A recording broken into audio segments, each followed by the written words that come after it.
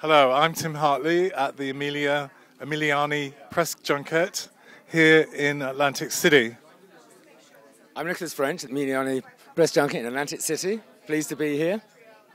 Nicholas, I just wanted to, you have a fabulous heritage which is unfolding to me. Could you tell me, through your vast experience, is your most inspiring moment?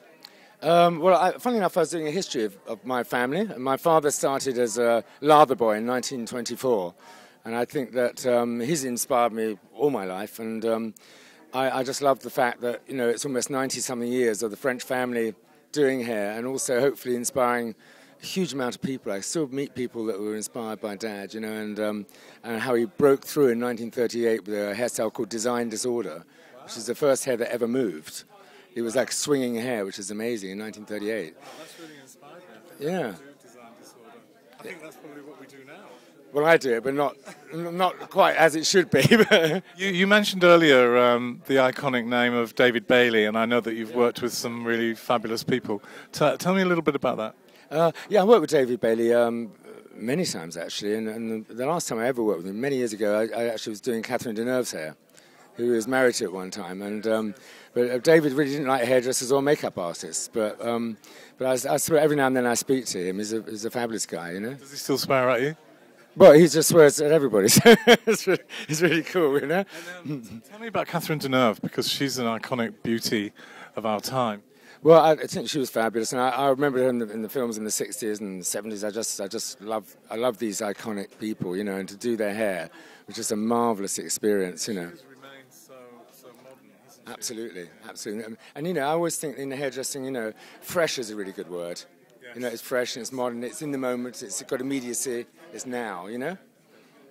Fabulous. Yeah. And so that was the sort of 60s, 70s covered. How do you feel about the renaissance of the 80s that there is now? I quite like it, because actually in the 80s I did my first Cosmopolitan cover. You didn't do the centerfold? No, I had a red dress on with blonde hair, you know? And I did it really flat. Tim, you would have been proud of me, very shiny, beautiful hair. And the editor came and said, when are you going to start doing the hair? So, oh, there we go. So I put 2 hair pieces on her head and made it all wide at the sides, and that fullness, you know? And that was the 80s. Now it's different because the products are different, so the hair is much more beautiful. I think we're so lucky today because people forget that, you know, I mean, when I started, there was hairspray and that was it. Yeah. Absolutely. When I started, you had to squeeze a bottle of hairspray in his lacquer, you know? You had to brush everybody out at the backwash. It was pretty horrendous. I mean, we're so blessed today, aren't we? Oh, absolutely, absolutely, because the products are very different. We'll learn more about it at the fourth dimension. Thank you. We'll learn more about it at the fourth dimension. And also, this young man is hiding his pin trick. Absolutely. Which he's promised me he's going to show me. Otherwise it's over between you and I. How to make a hairpin disappear. You have to come and see it, though. I have to do it on stage now. That's messed me right up, isn't it? Thanks, Tim. Because you're asking me about my straight lines. Okay.